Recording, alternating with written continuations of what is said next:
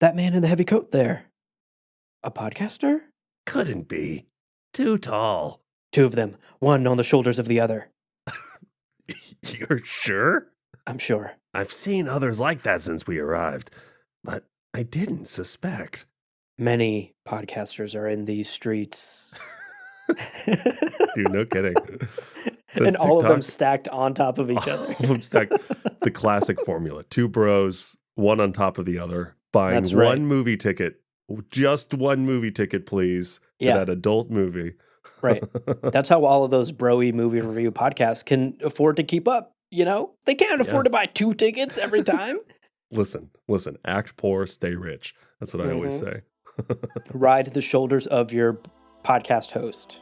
Yeah, if you don't That's ride your That's how shoulders, you make your podcast economical and affordable. Cut back on costs, yeah. Only one coat. You don't have to buy 2 coats. It's great.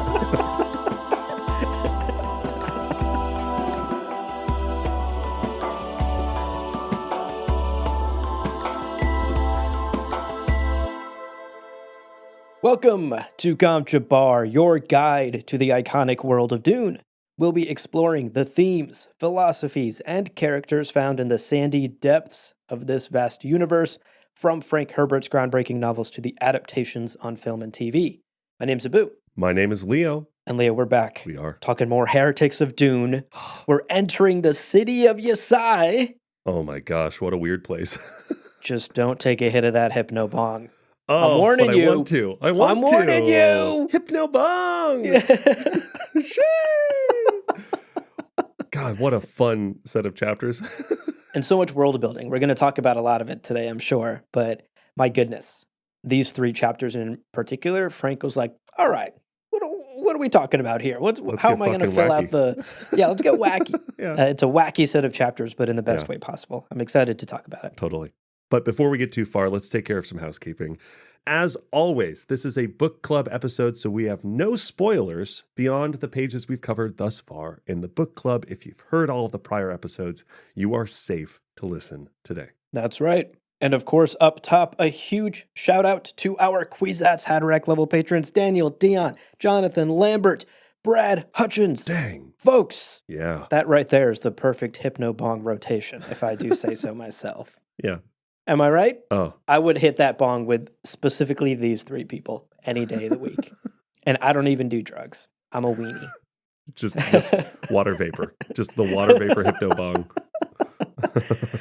That's how grateful I am, though. I would do it. I would try it one time. Thank you so much to our Kwisatz Haderach level patrons. Your support truly helps this show continue to be possible. But also a big, heartfelt thank you to all of our patrons at every level. Every little bit counts in helping us keep the lights on and letting us continue to make this incredibly fun show. Indeed. And as a reminder, if you don't have it in you to be a monthly subscriber via Patreon, we of course accept one-time monetary donations via Buy Me a Coffee. That link is in the show notes as well. Every little bit matters. Every little bit helps. So thank you all to anybody who has contributed. Indeed. Okay, housekeeping out of the way. You know the drill for these book club episodes. We will begin with a summary of today's reading, and then we'll dive into a takeaway, dive a little bit deeper into some ideas in these chapters. And finally, we'll wrap up by chomping down on some delicious spice morsels.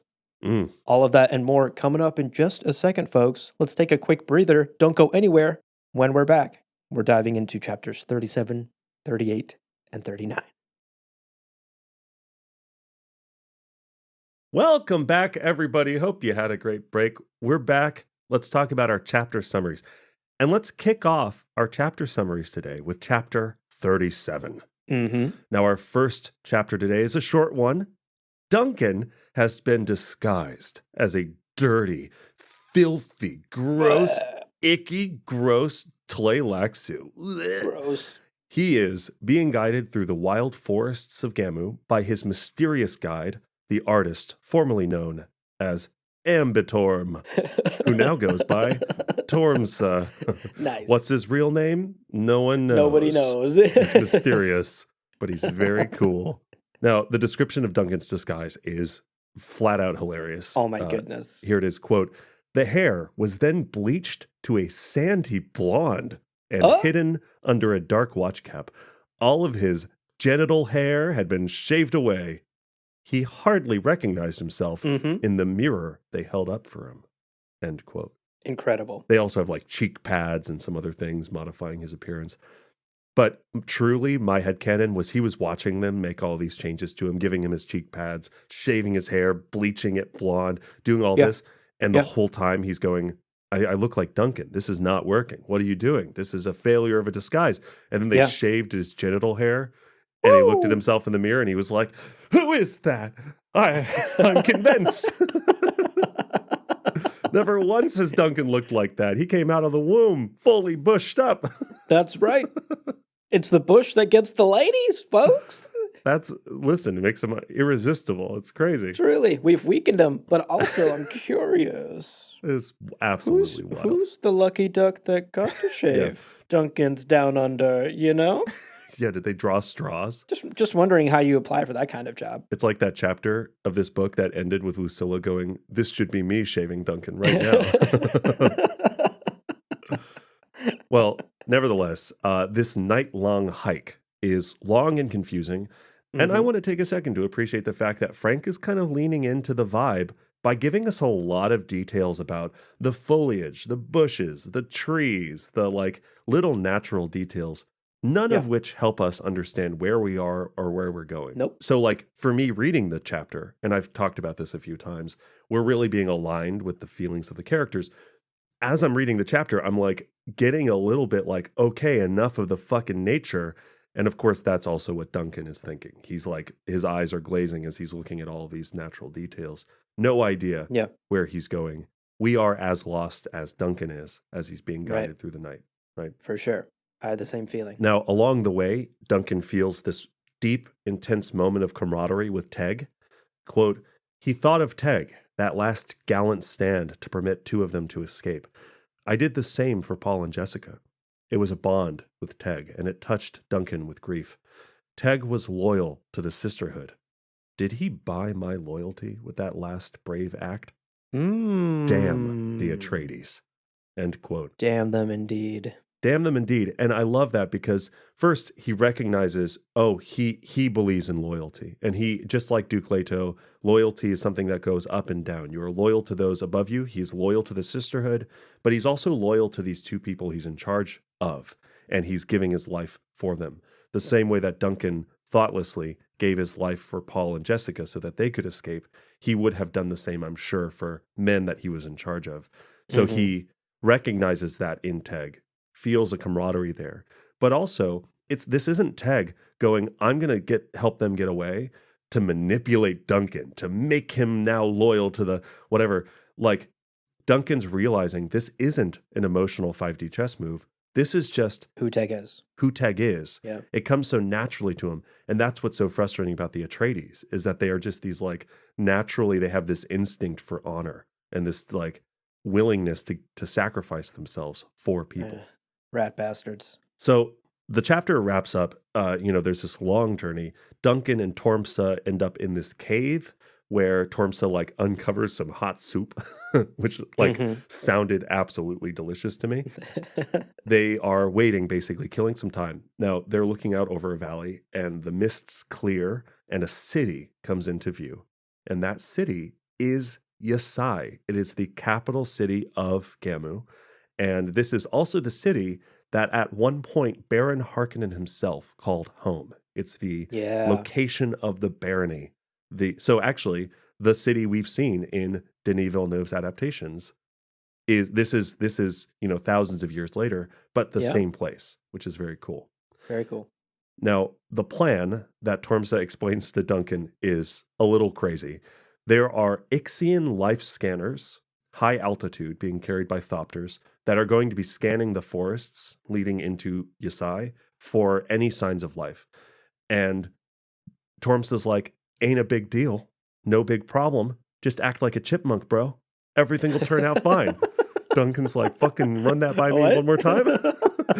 Do I have to nuts in the mouth? Just pack them full? Or what are we doing? Mm-hmm. But the fact is, the scanners are so high up that any life will be detected, but if they are acting like animals and they don't do anything distinctly human-like, they will be passed off as animals.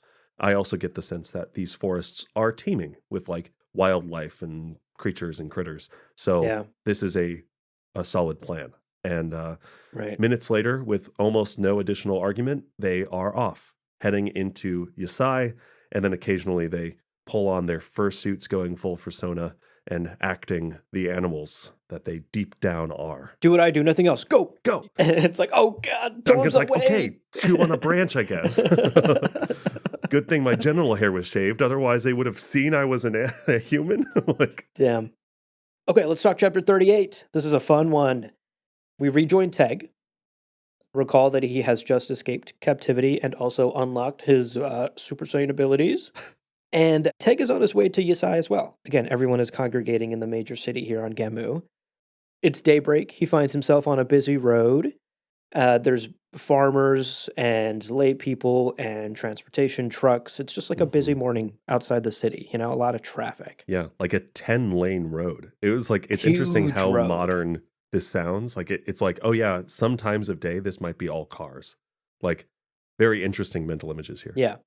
As he's walking, he is also sort of marveling at some of the new abilities that the T-probe has unlocked within him. Obviously, he has the ability to like move at super speed, but he's also feeling this other sensation that sounds an awful lot like prescience. Here's the quote. Listen to this. Quote, things flickered in his second vision, knowledge of things around him before those things occurred, awareness of where he must put his foot in the next step, end quote. Yeah.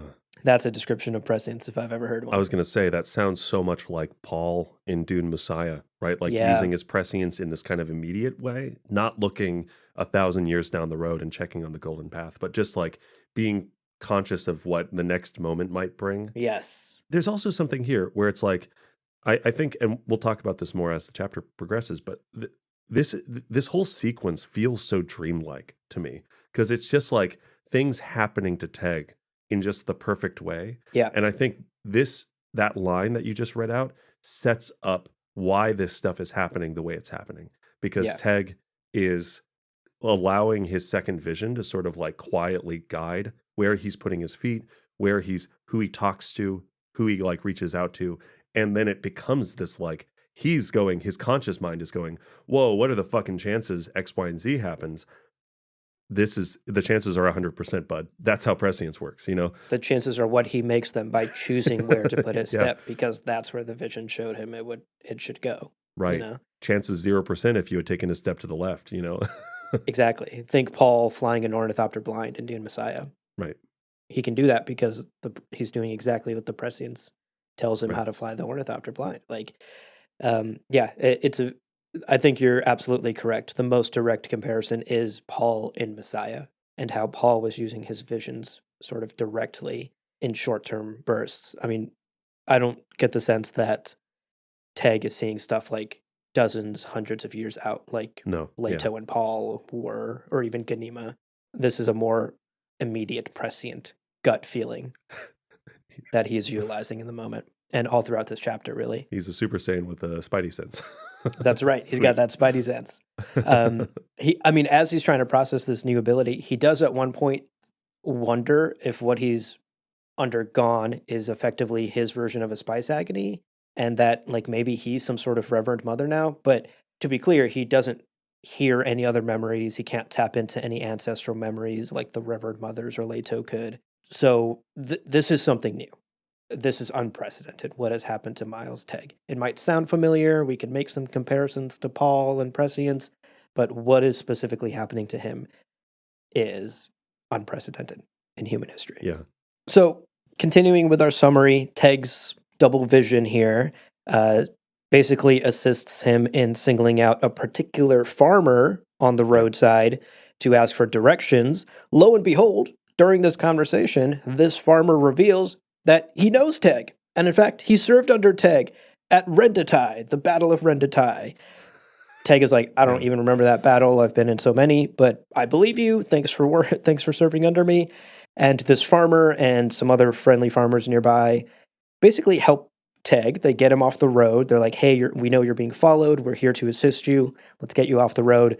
Let's get you into this ground car. So a ground car comes up. They get Teg in there with another fellow ally, and Teg is whisked away toward the city of Yasai as he's continuing to sort of get his bearings. I mean, again, some of this is like, what is happening? That was crazy. yeah. I just talked to the right farmer by accident. Right. Again, a lot of that can be chalked up to the gut instinct pressing ability he's using. The double vision, yeah. He tells the driver of the ground car, hey, take me to this predetermined safe house location. It's one of the ones he had scouted out during his early visits to Gamu. And so that's where the ground car is headed. Now, on the way to this safe house, Teg he's fucking famished. Like, using the super speed has drained his body. Fighting the T-probe has drained his body. He was out, as we will learn, for like 2 days. He was unconscious. Right. So, like, he hasn't eaten or drank anything in like 2 days, and he's used 10,000 calories to escape. So he's hungry. He asks the driver to take him on a little detour. And they do. They stop at a little establishment, again, sort of a safe house establishment that they know will be friendly to Teg. And Teg goes in and is given a bowl of soup. But Teg, being so famished, is actually unable to feed himself. It was kind of a sad image. He's like shaking so much that the spoon, he can't like actually ladle up the soup and feed himself. Yeah. And in a really tender, like shockingly tender moment, the proprietor of this establishment, this eating establishment, whose own body is like clearly this reconstruction.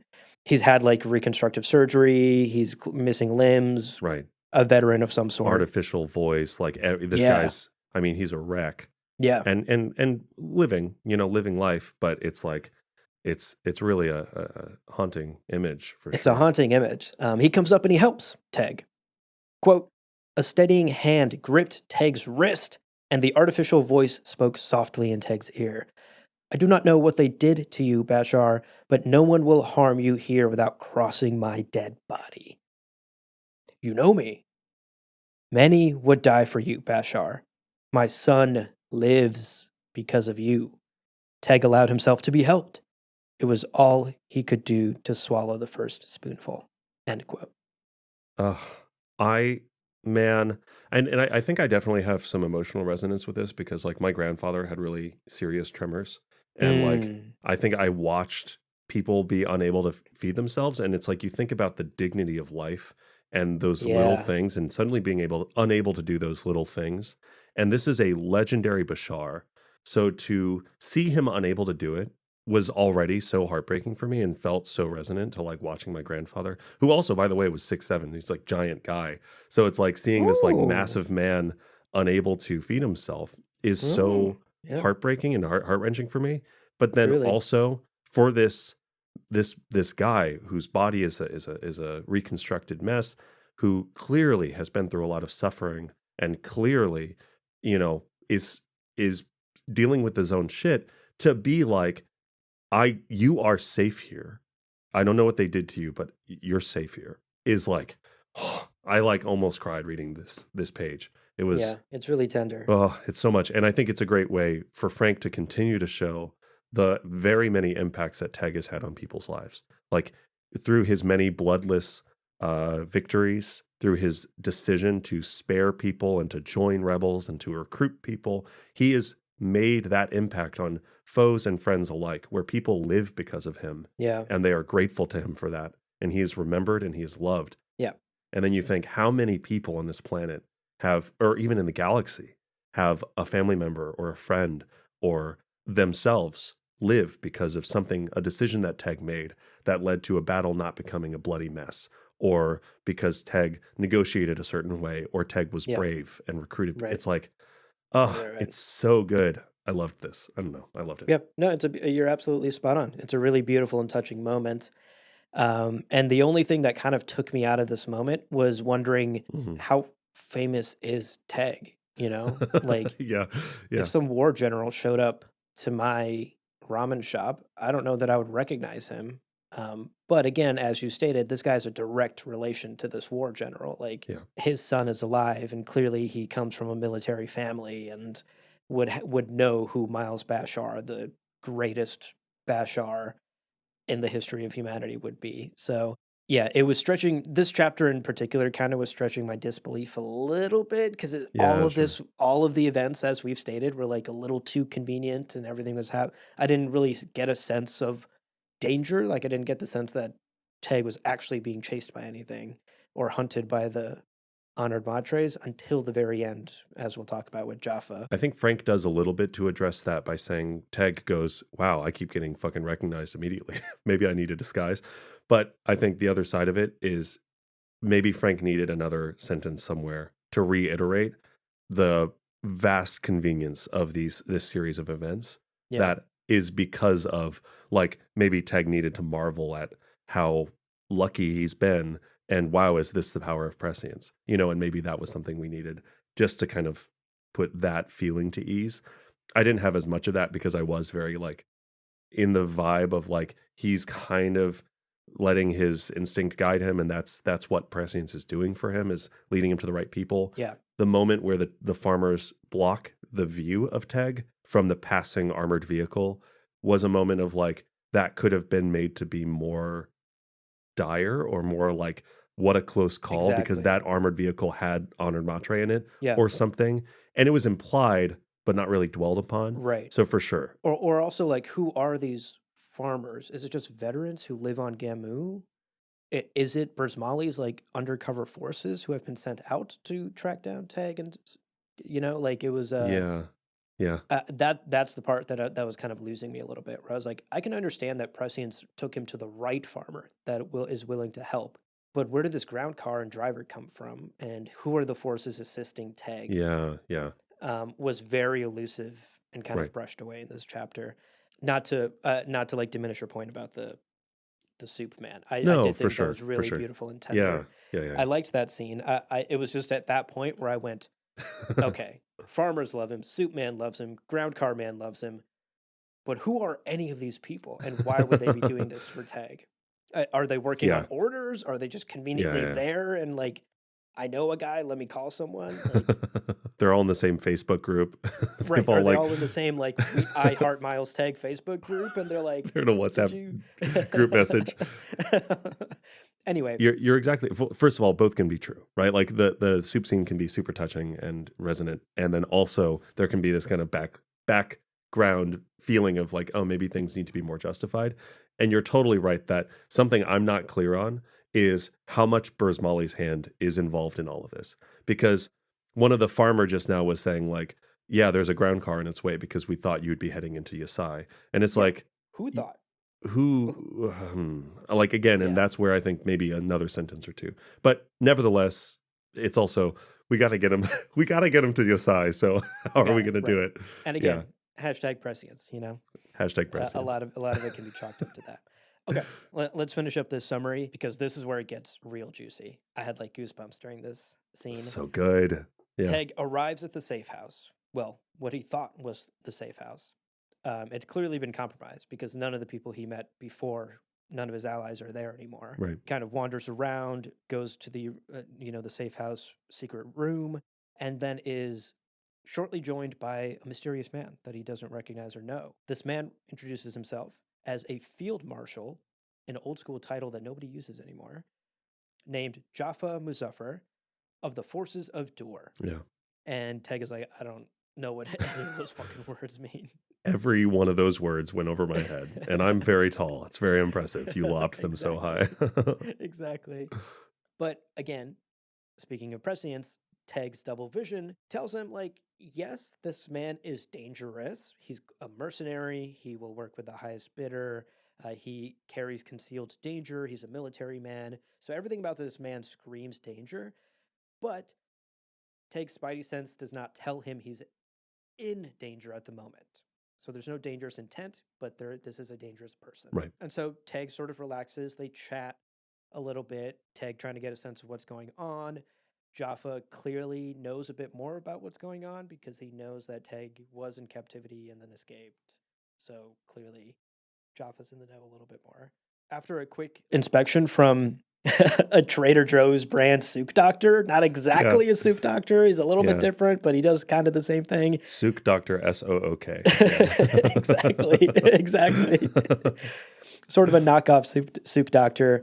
He gets an inspection, and then a meal is brought to Teg because Teg is starving, and the souk doctor's like, he needs nutrition. It's a wish.com Souk Doctor. So Teg and Jaffa talk while Teg scarfs down this meal. The conversation is mostly tense. You know, Teg is being careful not to reveal too much Yeah. because he doesn't know who this person is or what the situation is in the safe house. Right. Jaffa kind of spouts out weird Dr. Seuss style shit about like some tree that he turned into a house on his home planet, and this was like a rite of manhood for his culture or something. Yeah, frame bush, frame tree, yeah. Truly wild, like world building stuff that clearly speaks to this unknown culture that is completely alien to Teg, that exists out in the scattering, where there are trees that you turn into houses as a rite of adulthood. Like sentient plants that you like get along with. And so it's a fun bit of like world building for not our universe, but the scattering. Yeah. Well, this chapter wraps up on a very tense note. After the meal, Teg discovers that Muzaffar has received new orders and that an honored matre is coming up the elevator right now. And he's about to come face to face with an honored matre. Sexy retired athlete. Nice. Ooh, hello. Jaffa leaves and Teg prepares himself to meet this dangerous new player. And that's where we leave chapter 38. Love it. God. Cliffhanger. Yeah. Damn it. We're like fully into like spy movie thriller at this moment, and it's awesome. So good. He's in enemy territory. He has unknown powers. It's such a good moment. Yeah. Well, our final chapter today, 39. We join Lucilla and Burzmali as they enter Yasai. They are on the streets among the people, wandering through a bizarre collection of truly like just wacky sounding things. Yeah. Heading toward the safest place that Burzmali could arrange, all things considered. And the chapter is packed with details of Yasai's inhabitants, right? We're seeing merchants, we're seeing stalls selling trinkets, we're seeing farmers and grocers and produce, sewer workers, bread for sewer working with no smell and big arms. Yes. Which, I mean, goals, I guess. I don't need a sense of smell, and I'd love big arms, so that'd be great. So, excellent. Violent children, packs of violent children who worship the tyrant, and they're going to stone you if you don't say the right thing to them. Funny. And folks, oh my God. You think that's a tall adult buying a movie theater ticket for one person? Nope. That is 2 Tleilaxu masters in a big coat.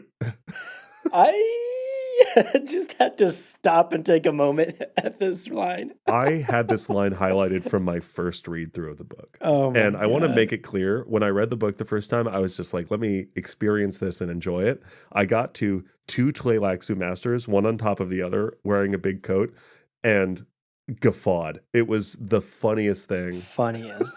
Frank could have included. God, that's so funny. How do they decide who's on the bottom? You think like they draw straws? You're the bottom this time. The squeaky little voices too. You have like a 9-foot tall guy, and he's like, "Hey, that's me, Tall Man McGee. I'm a tall guy." That character. It's so funny. What was it? BoJack Horseman with like the brooms for arms. That's immediately what it made me think of. 2 kids in a trench coat. Oh, it's so clear to me that Frank, with this whole chapter, is having so much fun at this point. Like, it really reminds me of some of his short stories that are a little bit like weirder and wackier and off the beaten path. For sure. It's so, Yasai is so unserious. Like, so many details are so unserious.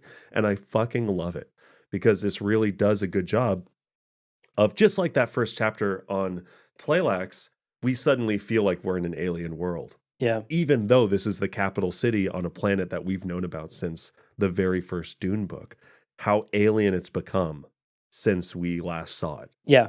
It's fun. This sort of, and you know, for what it's worth, like this is background world building, right? Like the hypnobong is not going to become plot critical. Chekhov's hypnobong. All of a sudden, you know? So someone's got to smoke it before the end of the book. This is like fun world building. It's not like world building for the sake of like, oh fuck, I need MacGuffin to fix something. So here's a hypno bong all of a sudden that I promised was there the whole time. Thank God I introduced that earlier in the book. Yeah. It really breathes life into this world and into a story for what it's worth. Like Dune is always about a very small set of characters who are the 0.1 of the 0.1% cream of the crop. Yeah. These stories can be laser focused on these characters and their choices and their lives. And so it is fun when we get to pause and zoom out and walk the streets of Yasai and see how the rest of Dune lives. Oh, 1,000%. I mean, again, it's giving Dune tarot decks being sold as like souvenirs in the grand square in Arrakeen. And it's like, did any of that matter for anything other than that it's like a congregation spot for people? Sure. Yeah. But like the stalls and the souvenirs and the trinkets, it's like, it's part of the broader story for sure, but it is not vital. And yet it's there. And it gives life and kind of a breath to the feeling of the universe. It's so good. It's a lot of fun. Well, they pause in an eating establishment where Lucilla is basically forced to come to terms with how painfully dependent she is. Yeah, out of her element. Fully out of her element. She's fully reliant. She is like fucking up left and right. Burzmali's having to like intercept what she's doing to make sure she doesn't draw attention to herself. Right. And also everything feels alien and dirty and she's like feeling very repulsed by everything that she's witnessing. People are speaking in unusual accents. There's dangerous customs. Children gonna stone you unless you say, Guldur, children, you know, get the fucking Guldur. And they're like, okay, he said the word, let's go. Skibbity, please don't stone me. Yeah, exactly. You don't skibbity fast enough and you get Rizzlered. It's obviously, it is like talking to a Gen Z, Gen Alpha, you know, it happens. She's in her 30s now and she's surrounded by Gen Alpha. That's right. But there is some poignant stuff here about Lucilla's sheltered upbringing within the sisterhood, right? Yeah. This kind of pointed criticism against the Bene Gesserit. They claim to be guiding humanity toward the kind of the ultimate goal of we've improved everything, we're at the helm, we're steering, but they also have never, they're so removed from it. They're so removed from the rabble of the street. They're so removed from the experience of the 99% of Dune. Yes. And here Lucilla is, an awakened Reverend Mother going, I don't know what the fuck is going on. Right. What are we doing? This is how people live? This is humanity? I thought humanity was in the fucking keep with the military and the laser guns and the space dancers. Yeah. You're telling me people just fucking sell fruit in a stall? Like, whoa, Guldur, you know? And she does, I mean, she finds herself, so there is that kind of like criticism toward the Bene Gesserit and their blindness to most people's lives and kind of how they're playing their political 5D chess fully, it seems like, unaware about what's going on in their own backyard. But also Lucilla personally is feeling this disgust at the planet and the people on it, a feeling of hatred that she is honestly surprised by. Yeah. Quote, this planet had changed her in a way she did not want. She did not want the realization that such things could be. Ooh. Intellectual understanding was one thing. Experience was another. End quote. An idea we've talked so much about. So much about. I mean, again, this goes back to Leto not being able to play the balisette because he doesn't have the firsthand experience of it. And also, this maybe redeems the Bene Gesserit a little bit. Maybe they have an intellectual understanding of this is how people's lives are, but that is not being among them, and that is not experiencing the truth of their lives and recognizing, that person was literally genetically bred to work in the sewers for their entire life, and that's their entire life.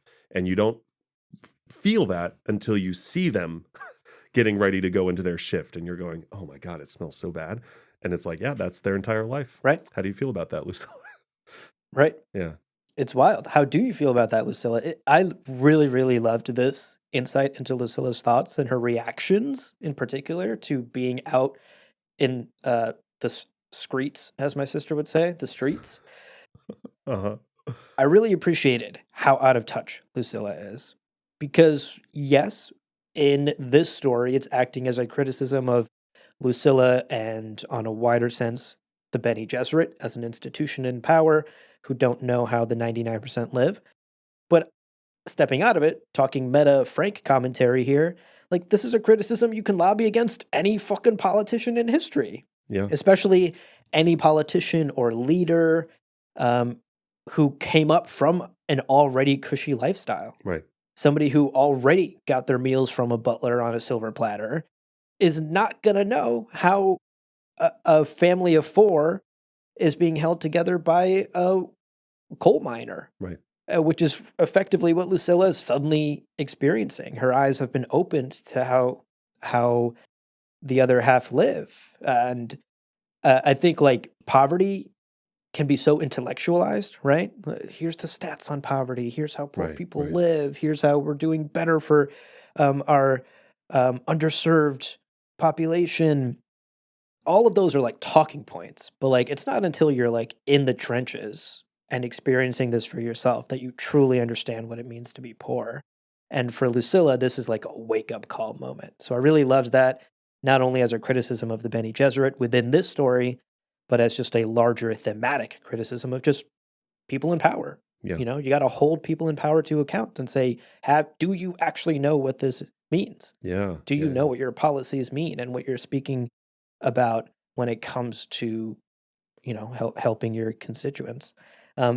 Personally, it's one of the big reasons I like instantly don't trust anyone who's never done a service job. You know, it's like if you haven't been on that side of the customer service experience, you just don't have any room to talk, you know? And like, especially if you're rude to a customer service person, like it's such a big red flag in a person when I experience that, you know? And it's something that I like greatly, am glad that I had the experience of like doing customer service work and then was lucky enough and privileged enough to work my way out of it and don't have to do that anymore. Because it's a wake-up call when you actually do it for yourself. Yeah, I think the same thing about like I've had conversations about like dollar store stuff where it's like you look at a dollar store and you go, oh, this stuff is all packed full of sugar and the quality is really bad and it's blah blah blah. This is clearly and we're thinking in terms of like ecological impact and we're talking all the packaging and also the nutritional value and blah blah blah. Ignoring the fact that like that is the literal like lifeline for low income families to get the food they need to feed themselves and have a baseline calorie intake. It's like you're right. There's this disconnect between when you get too intellectual about things and then you forget. No, sometimes your kids are crying because they're hungry, and you go, a fucking $99 bag of chips, a 99-cent bag of chips. That's gonna like tide them over until the next, or I don't know, like whatever. I don't want to completely. No, absolutely. It's like you clearly have an intellectual understanding of these things, but you just don't have like the firsthand experience or even the secondhand experience talking to people. So exactly, that's a great shout out, and I appreciate that too. It's very present in this chapter, and it's great. It is. Well, to wrap up, they arrive at Burzmali's safe house, greeted by an old, bent woman, an ancient lady. And I love Lucilla's like, she in disguise. Right. Is this like the other ancient, is this not like ancient the other lady from earlier? Nah, she's just ancient. This lady, for real ancient. And Lucilla actually quickly realizes this woman is from Arrakis. Whoa! This woman is from Arrakis. Whoa! And the realization comes with a flood of hatred, new hatred. Okay. Again, a dangerous feeling for a Reverend Mother, because again, hatred and love, they're kind of 2 points of attachment that can be dangerous. Yeah. Lucilla snaps at the poor lady. She's like, my God, completely rude to her. It's like, get out of here. So I good thing I don't have to kill you. You know, the lady's like terrified, literally like drooling out of fear and scurries away. And Burzmali's like, yo, what the fuck? Mm-hmm. That lady is part of the people who are going to help us get to Arrakis, get to where we need to be. Right. Girl, for the whole rest of the fucking plan. What are you doing? You're being mean to the surface. Have you not been a waitress, Lucilla? Lucilla's like, we've been waiting for 10 minutes. It's like, Jesus, Lucilla, calm down. Yeah. So at the end of the chapter, Burzmali goes to bed. He's taking a nap.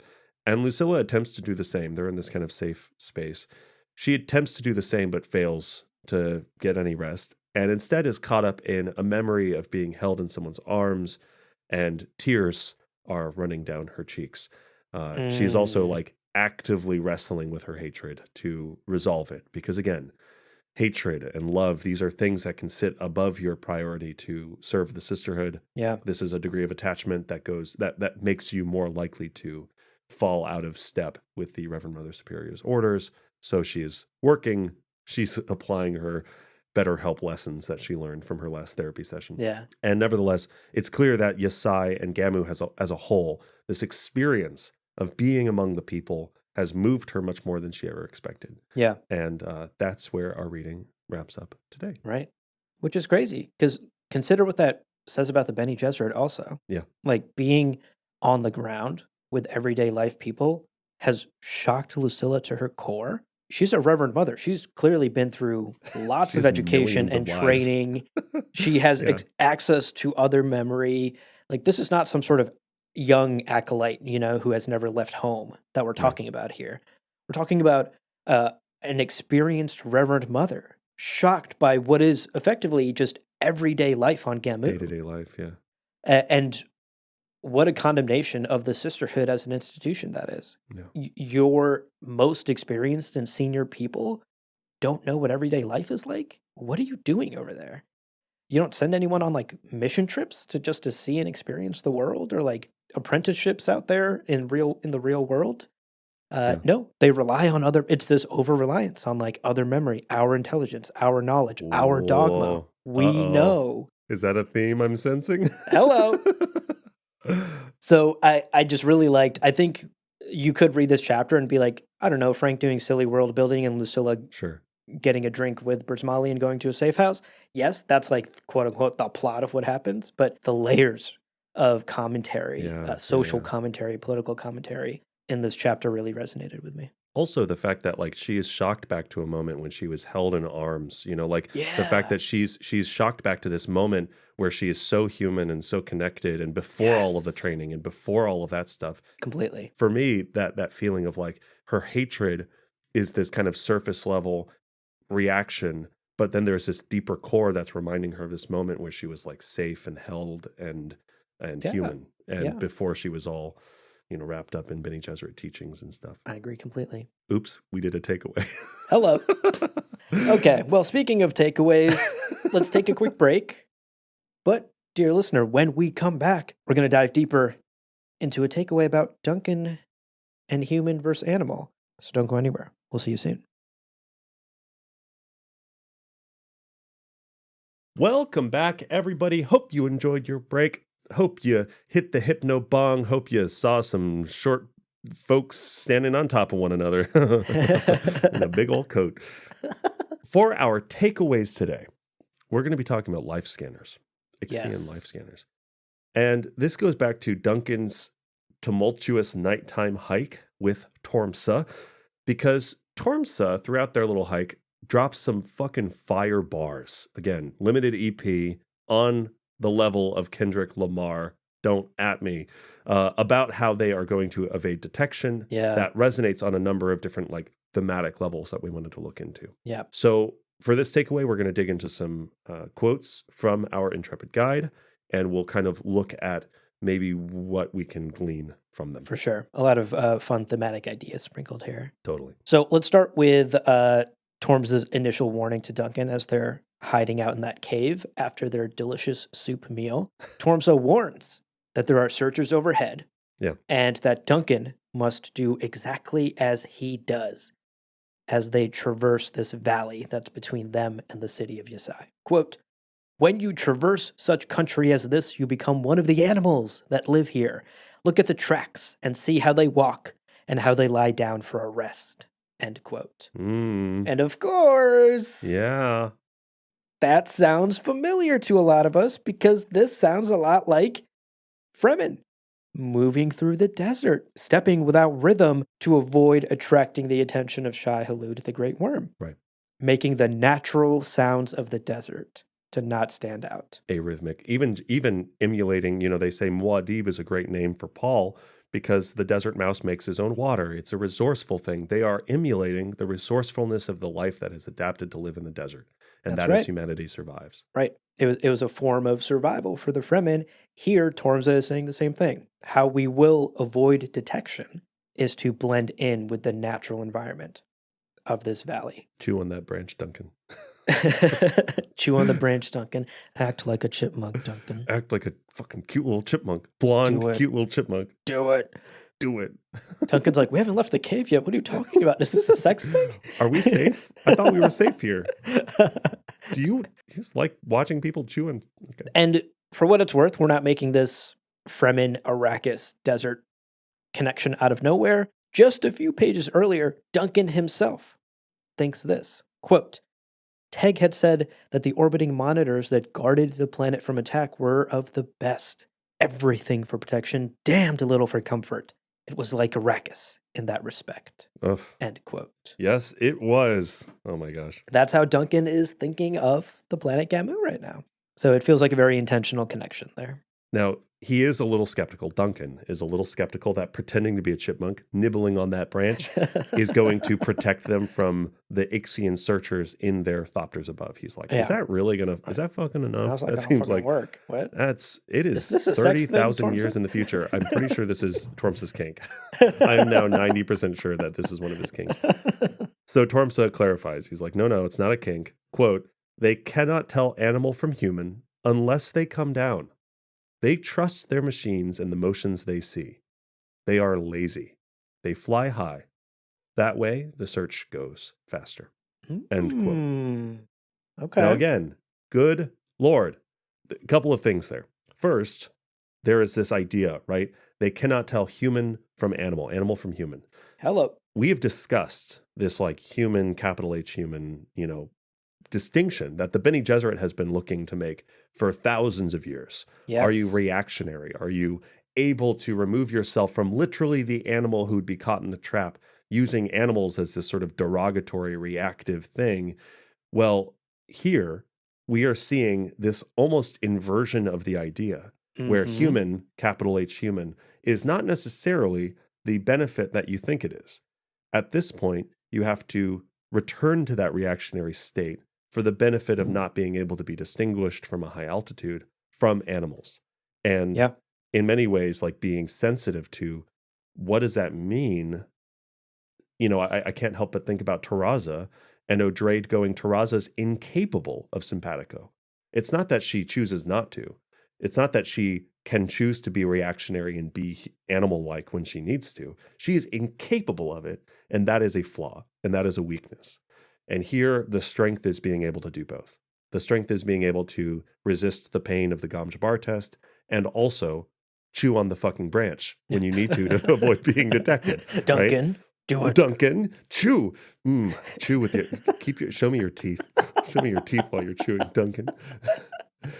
The Bene Gesserit spent millennia breeding humans to be able to pass this human test, to overcome their base animal instincts. Yeah. So this idea that Tormsa's saying, no, you have to really lean into the animal instincts, to the reactionary, you might pause when you get scanned, but just return to normal business because they're used to it, because they're constantly scanning these forests. It's fascinating. What an interesting inversion of that idea. Yeah. I also, by the way, I had not, until we started thinking about this takeaway and we started writing about this, I had not pieced that connection together before this. That back literally in and before Paul's time, the Fremen survived by emulating the natural world and moving with it. We've talked about that for sure, but as that related to the human, capital H, lower h, idea, I hadn't really put that together. The Bene Gesserit are aiming to steer humanity. They're trying to steer this vast vessel of the natural world with humanity and with humans, capital H, at the helm. But they do so by ignoring the fact that they are still a part of the natural world and denying themselves these very natural things like love and attachment and hatred. They say, no, we're above all of that. We can resist those things. Those things are bad. And we are better because we've left them behind. Now, Leto too, who did kind of the same thing, guided humanity, steered humanity, did so, but removed himself intentionally from humanity. He made himself the tyrant, capital T, and said, hey, I'm not even a part of that anymore. I think Leto understood that he needed to be literally a force of nature acting upon the natural qualities of humans as a creature, as a species, as an animal, rather than as a human at the steering wheel of the vessel, if that makes sense. Mm-hmm. And I think there's something there. It's like, even back in the first book, we have Mohiam in the first chapter talking about putting Paul through this test. And then not like, I don't know, 7 or 8 chapters later, we have lessons that Paul is learning about the Fremen, basically in the face of what the Bene Gesserit have taught. And that is how Jessica and Paul survive, is by ignoring Bene Gesserit teachings. And here we're seeing the same thing coming back, but on a completely different planet. Mm-hmm. I don't know. I was like, dang, wow, I think I missed something in the first Dune book by Frank Herbert. Shit. Yeah. And also, notably, coming from an outsider, coming from Tormsa, from the Scattering, Yeah. from people who have been able to excise themselves from the status quo of this Imperium, an Imperium that for thousands of years has been influenced and puppeted from the shadows by the Bene Gesserit, and thus Bene Gesserit ideals have seeped their way into humanity. Yeah. Literal Bene Gesserit genetics and breeding have made their way into this Imperium. This idea of be more animalistic to survive, tap into your human animalistic side, don't fight it, coming from Tormsa, coming from the Scattering, coming from people who are entirely alien and have allowed this wild explosion of genes and ideas to proliferate in this unknown outer space. That isn't this pocket of humanity where the status quo has been stagnant until it took Leto 2 to shake things up. But even then, the Bene Gesserit have continued to rule by their dogma. So I think you're absolutely right. Like, there's many more layers to this. That's such a good point. Yeah. And it's even interesting to see where the ideas are coming from. This isn't a sister telling Duncan to be more animalistic. This is heretic. Tormsa, an unknown lost one, coming back from who knows where, from what Dr. Seuss fucking Lorax planet. They got orange fucking Sook Doctors 2 O's, SOOK, what the fuck? Yeah. But I think they're spitting some bars. That's crazy. Yeah. And I thought that was poignant as well, is that these new unknown ideas are coming from a culture that Duncan, Teg, Lucilla have no experience with. Man, yeah, that's a great point. The idea that this idea is coming from the uncontrolled, unpuppeted region of humanity. It's that's really cool. Yeah, and just to kind of wrap up this point of human versus animal, Tormsa ends, quote, "They trust their own intelligence to read their instruments and tell which is animal and which is human," end quote. And of course, in the topic of like Ixian life scanners, he's just talking about someone at their little like command terminal going, and it looks like a chipmunk. He's chewing on a branch, showing a lot of teeth, but he is chewing on a branch. So that's kind of pretty a sure sexy that's a chipmunk. But I'm getting distracted. Move on. Give me some privacy, co-operator. I need to look at this chipmunk some more. But that aside, if we took that quote, they trust their own intelligence to read their instruments and tell which is animal, which is human. Good Lord, that sounds like a condemnation of the Bene Gesserit as well. Yeah. Because for thousands and thousands of years, they have trusted their human test, their instruments, their methods, their thoughts, their long practices. They've trusted those as like, no, we figured that out. We got it.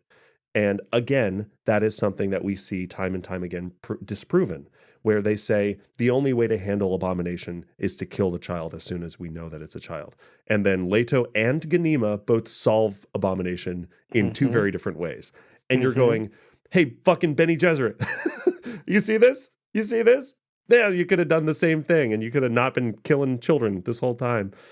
So it's like, they are so full of themselves and they are so wrapped in their own Bene Gesserit dogma and their own practices and their own methods, even though they have suffered L after L, they have lost so many times against Paul and then against Leto and against, every time basically that we've seen. I think that is another kind of indictment of that. It's like they are overly trustful of their own dogma, and that is something that we're getting in this book called Heretics of Dune, which explores the Bene Gesserit dogma and those who break from it and why. Yeah, and another piece of the puzzle is the technological aspect, because these searchers up there in their thopters are relying on their technology and over-relying on their technology to show them the sexy hot chipmunk showing too much teeth. Definitely just a chipmunk. Move on, move Yeah, on. it's just I'm going to look back at it a couple more times. Record that part of the live stream for later, you know? Yeah, for later, yeah. It shows this over-reliance on technology to do their job, which is obviously very much thematically in line with many of the warnings throughout this book about machines Yeah. and the human-machine relationship. The whole basis of the Butlerian Jihad in Frank's writing is this reliance that humanity began to lose its humanity and what made us people because we were just relying on the machines to do Yeah. the human parts of our lives. You pulled this great quote from God Emperor of Dune from Leto that speaks to this idea. Quote, "The target of the jihad was a machine attitude as much as the machines," Leto said. "Humans had set those machines to usurp our sense of beauty, our necessary selfdom out of which we make living judgments. Naturally, the machines were destroyed." End quote. Right. So at one point in this universe, there was a rebellion against machines and that there were warnings against being too reliant on them. And it's interesting to see that thousands of years after Leto's death, our antagonists are repeating that very same mistake, being over-reliant on their machinery to get the job done, and not utilizing their own senses to do their job to complete what needs to be done. It's an interesting look at how that relationship between technology and humanity has evolved. You know, we've seen that a number of times in this story. We have artificial melange. Right. Even the man who served Teg soup has been reconstructed in many ways. So we're seeing technology make its way back into humanity in a way. You know, we're seeing the cycle maybe come back around again in a way that Leto warned against, but certainly that humanity once fought against in the Butlerian Jihad. Yeah, and again, it's not about necessarily just technology, because in this book, we're also seeing the Bene Gesserit dogma and the Bene Gesserit over-reliance on other memory and things like that being the same sin Yeah. of over-reliance to the point of getting it wrong, right? We are seeing Lucilla realizing, oh, we fucked up by not having firsthand experience of the world. And we've over-relied on, I'm a reverend mother, for God's sakes, and I'm out of my element. Like, what the fuck? I'm supposed to have every element within me. That is the machine attitude, but applied to other memory. And then also it's like, okay, let's say machines are the enemy or machines are this cold, unhuman thing. Isn't it then ironic that the most human thing that we read today that brought me almost to tears, the guy saying, "No matter, I don't know what they did to you, but you are safe here. My son lives because of you," said all of that with an artificial voice that came through a voice modulator. Oh, Like, wow. what a human sentiment, what a human appreciative, like, love coming through this artificial voice. It's Yeah. not about the Such a good technology. point. It's not about the technology. It's about like what we're doing with it and how we live How with it's it. being used. The living decisions, our sense of beauty, necessary selfdom, right? These are Right. the core tenets of Frank's warnings about technology. Great point. Yes, absolutely. There's room to discuss what exactly the Butlerian Jihad looked like, especially with like Dune prophecy and like all this like recent talk about the prequels and sequels. But I think like something above that debate is Frank's warnings are not about technology. Right. It's about that like taking away human sense of beauty, Yeah. necessary selfdom, living judgments, and those attitudes, the attitudes that kind of usurp those, the status quo, over reliance. Right. It's all the same. Right. It's not a Luddite view of everyone smash your MacBooks. They're bad for us. Yeah. Right. That's an overly simplistic, like Luddite view. Yeah. It's a machine attitude, as Leto said in this quote that we shared. It is the attitude. It is how we treat the technology and how we allow the technology to treat us and how we use it to treat each other. Yeah. You can use an artificial voice box to express gratitude to a Bashar who saved your son's life. That attitude with technology is fine. Nobody's saying smash all the voice boxes. All voice boxes are bad. Yeah. Except for Manfred Toronto. Except for Manfred fucking Toronto. So you're absolutely right. That's spot on, Leo. You're absolutely correct. It's not just about the use of tech and how it plays a role in our lives, but it's about our attitude about tech as well. What we use it for, the intention behind it, and the applications of its uses. Yeah. I think also this is all very resonant, and this kind of like wraps up our point, I guess, but I think this is all very resonant because Like, this is a book where Taraza is on this knife's edge. She's sensing the key logs, the blockage of this river of humanity, and the impending chaos, the turmoil. Something's coming to a head. We're not sure what yet. The honored Matre are coming back from the scattering. There is a sense of existential peril, but we're not exactly sure what is the linchpin. Like, what is going to be the thing that either permits us to live and continue or will condemn us all to extinction? And one of the questions there is Taraza going, was Leto's golden path truly secured? Surely it cannot be in peril because he succeeded, maybe? Or are we still on it?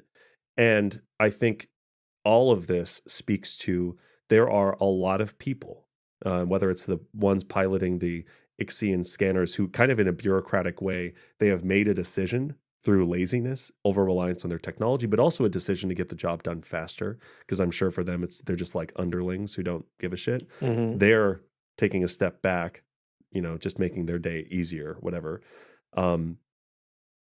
We are watching pieces of the Imperium kind of slide back into that machine attitude, slide back into existential peril because the lessons of the Golden Path haven't necessarily been cemented potentially. Yeah. And we're still not sure, I think, like based on what we're seeing. But it does seem very resonant that we have other chapters where Taraza alone in her office is going, what the fuck is going to happen? And then we see on the ground this stuff happening and the uncertainty and the alienness of it all. It's all very connected. And I think intentionally so. Right. And the Golden Path is not a thing that you complete. Yeah. Right? It is something that is pruned constantly. Humanity always has to avoid stagnation and existential threats to itself. And Leto did that, recall in God Emperor of Dune. He told Moneo, like, I've already avoided like a half a dozen existential threats. Yeah. In my 3,000-year rule, it's whatever. Humanity would have been extinct by now, if not for decisions I've made. Yeah. Right. So he spent 3,000 years pruning, but also trying to teach. And now it's up to the leaders of modern humanity, who at the moment are seemingly the Bene Gesserit, to continue that job. He's kind of like, can you keep doing what I set out to do? Like, you can't just like coast. There's no coasting on the Golden Path. Right. Constant vigilance. It's like love. You can't just achieve it and then never work at it again. You got to keep. You got to keep at it. You got to keep working. Always be flirting. Always be flirting. Somehow we've fallen back into chipmunk mode with Duncan. He's just like always be fucking seducing. That's right. What a great takeaway. There's a lot of great ideas in, again, a seemingly very simple short chapter. Yeah. But once you dig into it, you're like, we're talking about like 2 paragraphs. Yeah, literally, it's like 2 paragraphs of Tormsa talking that has like, hours and hours of depth to it. Yeah. And that's what makes this book and Frank's writings so special. So we're going to take a last quick break before we get to our spice morsels and before we wrap up. Yes. Don't go anywhere, dear listener. We'll be right back right after this. Welcome back, folks. Yeah. Hope you're hungry because we have some delicious spice morsels to feed you. Get ready to chipmunk for us. Chipmunk for us, listeners. Show us your teeth. So let's dive into our spice morsels today. So first up, let's talk about some of this nonsense that Jaffa is saying. Yeah.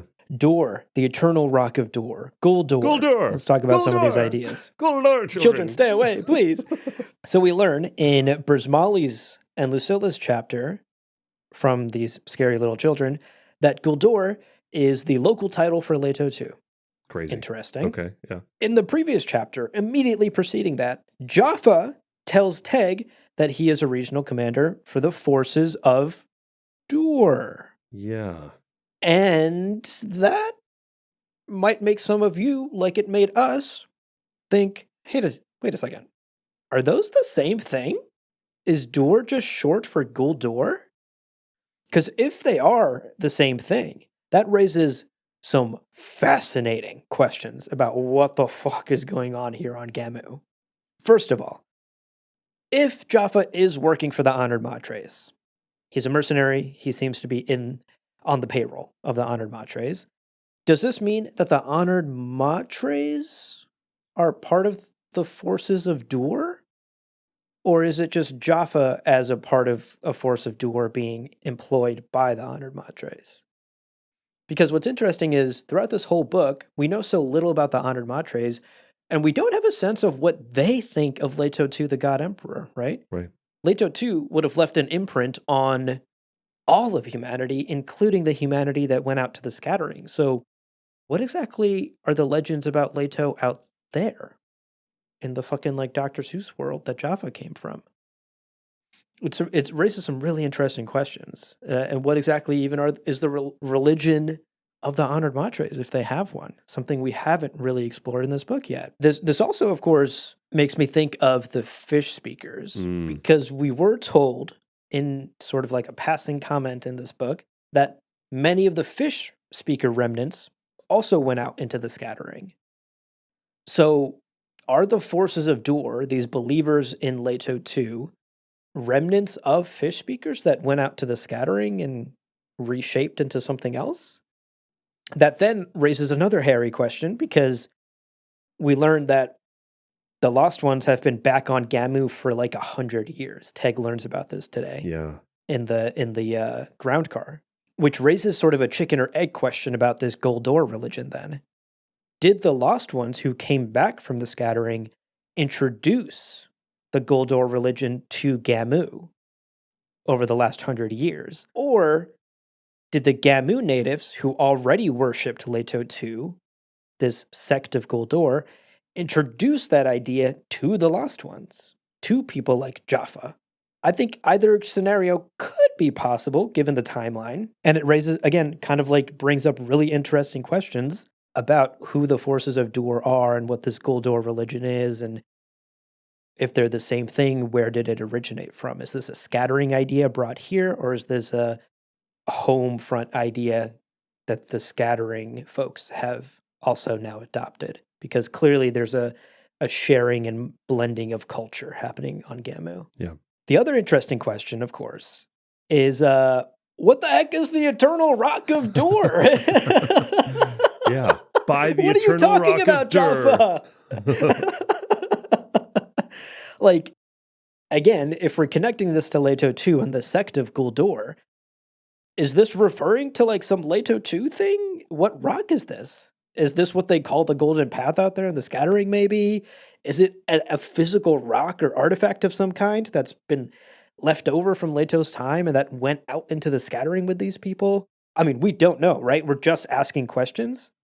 We aren't given answers to these things, but it is so fascinating to consider the evolution of religion and ideas and how those things have cross-pollinated across the Lost Ones and the people of the Imperium over the last 100 years, as these folks from the scattering have come rushing back with their ideas and culture. Yeah, all super interesting questions. And I think as this book wraps up and as we get into Chapter House, maybe we'll get more information about it. We'll have to kind of wait. Yeah. And yeah, like what the fuck is the Rock of Dur?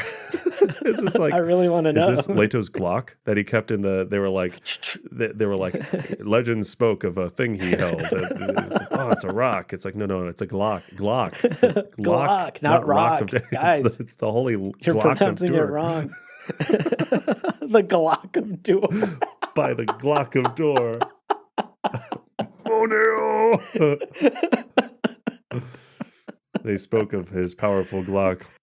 Oh, incredible. Yeah. Because we know he certainly didn't have a cock of Dur. Moneo, did I ever tell you? Did I? Duncan, I don't have a penis. I don't have a penis, Duncan. I think it's been a few minutes since I mentioned that. I'll do it again. But I'll swing my Glock around. Okay. Well, ridiculous. Okay. Our second and last morsel today is Golder. Again, we're really hooked up on this. Golder, but this time, and Sauron and J.R.R. Tolkien. I've heard those words. What? It's a different book series. It's crazy. Well, today's morsel, this morsel, is a kind of fun coincidence and a little bit of research we did. It's kind of always fun to dive into some rabbit holes of letters and unpublished stuff. Yeah, you found a great quote here. But considering Frank already in this book has taken a swipe at C-3PO, an inferior copy that everyone recognizes as being fucking shit. Uh-huh. And it's called, rhymes with Marforce by Morge Lucas. We wanted to take a quick moment to explore another possible tip of the hat, which is Golder. Yes. Now, in The Hobbit by J.R.R. Tolkien back in 1937, there is reference to, quote, the dungeons of the necromancer, end quote, as well as like a dark keep and a tower. Now, later, in later manuscripts and publications, we learn that this is Dol Guldur. And this is, it's like named on a map, and there's some room for adjusting like where it takes place in the original books by Tolkien. But in the film adaptations of The Hobbit, the trilogy movie series that we all definitely loved because it was perfect. Oh, what a series of movies. We actually get to see quite a bit of Goldur. Like we see a fucking lot of it. It is a set of dilapidated ruins. Gandalf explores it and is captured by the necromancer. And very spoopy. And then very spoopy. And then is saved by Galadriel, Saruman, and Elrond. Yeah. And so that is that sequence, if you can recall that sequence from the movies, those really excellent movies we saw. That is Dol Guldur. Yes. And the necromancer, for folks not in the know, it like Sauron. That this is one of the strongholds of Sauron. Was it anyway? I don't know as much about Lord of the Rings. Yeah, Dol Guldur, quote, dungeons of the necromancer, capital N necromancer. Sauron also goes by necromancer oftentimes in the lore. So, Gandalf was up there exploring because he was like, is Sauron back? And then he got his ass captured. And he was like, oh my God, Sauron's back, I think. Holy shit, he captured me. There he is. And so, it's Sauron. So there's a connection to, a capital T tyrant in the Lord of the Rings universe. Whoa, pretty good. So it is possible, timeline-wise, that this could be overlap, that this could be Frank going, oh, this is fun. But no, it's like a 1% chance, 99% chance. This is just a coincidence. We're choosing fantasy names. It's going to happen sometimes that things overlap. Totally. Happens in our favorite franchises everywhere. But as I was looking into this, there was a feeling of like, wait, did Frank read Lord of the Rings? Was he a fan of it? Was he on record being like, what a great series of books?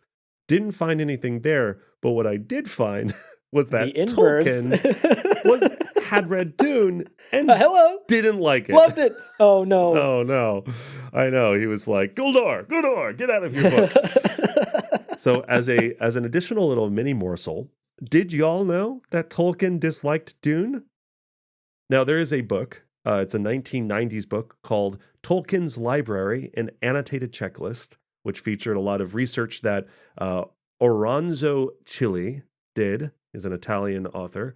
Oronzo did a bunch of research, gathered like letters and papers from Tolkien's library, I guess, and kind of presented them and referenced them. And in the footnotes of that page, there is a letter that Tolkien wrote, 2 letters actually that he wrote, one of which was to John Bush in 1966.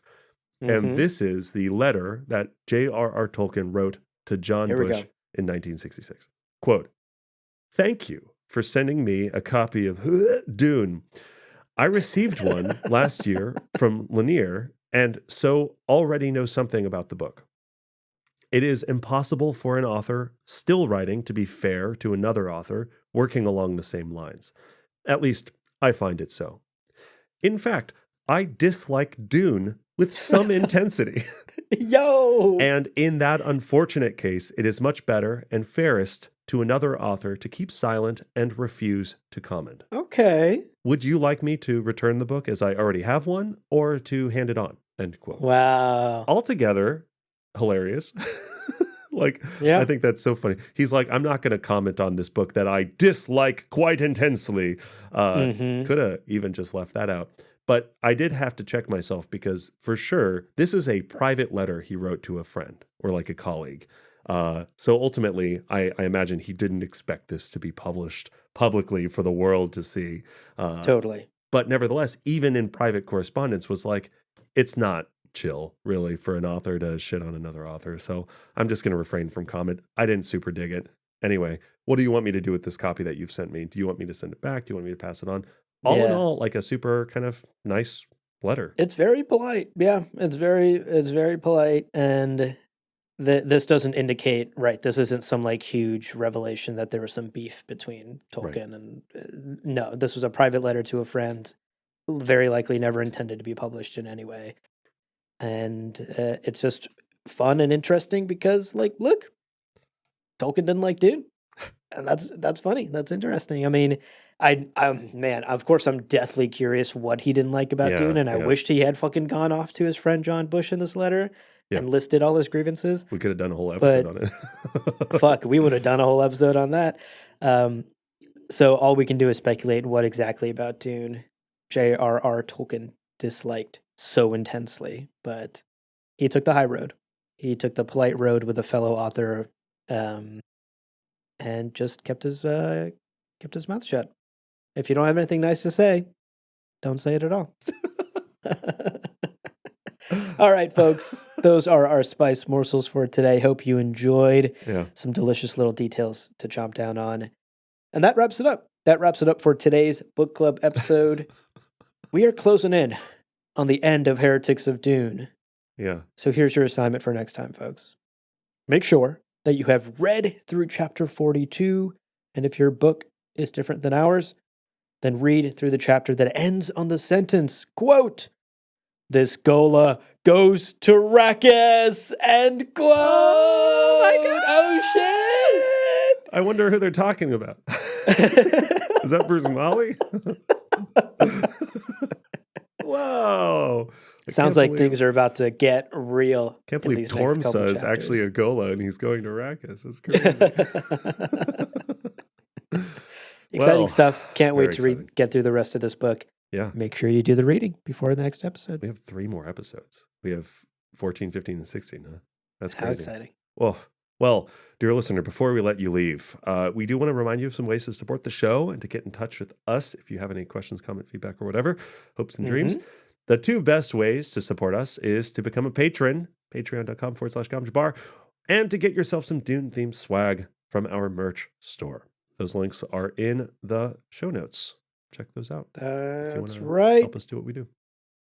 And folks, we love to hear from you. So email us, gomjabarpodcast@gmail.com. Send us your thoughts, your questions, your cute pets. We promise we won't publicly publish your letters and emails in a book in 50 years. Yeah. But maybe we will if just it's juicy. Case, what do you hate and why?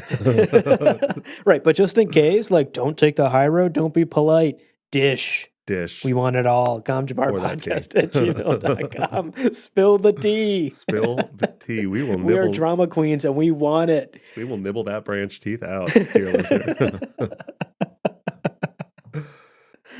Yeah, I'd like to report a chipmunk that I'm seeing in Quadrant 4, and I recommend you take a look. This is okay.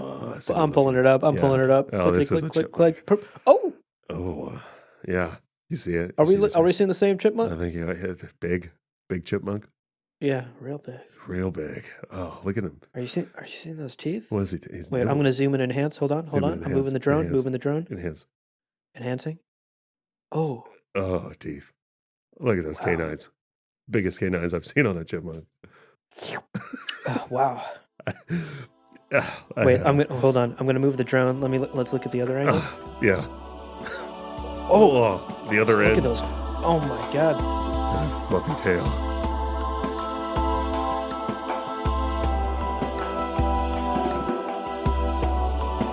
Well, friends, there is no real ending. It's just the place where you stop the recording. But this podcast is always one step beyond logic, so help spread the word of Muad'Dib and leave us a review on Apple Podcasts and Spotify. And be sure to check out the other shows on the Lord Party Podcast Network on lordparty.com. You can also follow us on Twitter and Instagram @lore_party. We also have videos of select episodes available on YouTube. Thank you so much for listening, and remember, whoever controls the podcast controls the universe. We'll see you on the Golden